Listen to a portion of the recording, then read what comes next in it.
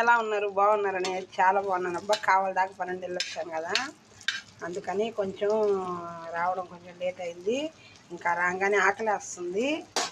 మా ఆయన్ని దోసపిండి తెమ్మన్నాను, చట్నీ చేస్తున్నాను. Very simple. ఈ చట్నీ చాలా టేస్టీగా ఉంటుంది. 4 ఎండుమిరపకాయలు, అన్ని ఏరుశనగ పప్పులు, చింతపండు, తెల్లబాయి, జీలకర్ర వేసుకొని అటు ఇటు దోరలుగా ఏమిచ్చేసుకొని మిక్సీ పట్టేసుకోవడమేను. సూపర్ ఎమ్మిగా ఉంటుంది దోశలోకి.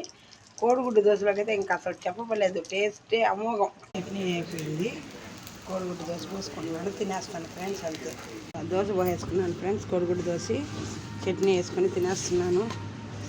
చాలా ఆకలిగా ఉంది. ఓకేనా, ఏ టైంకి ఏది చేయాలి అదే చేయాలి.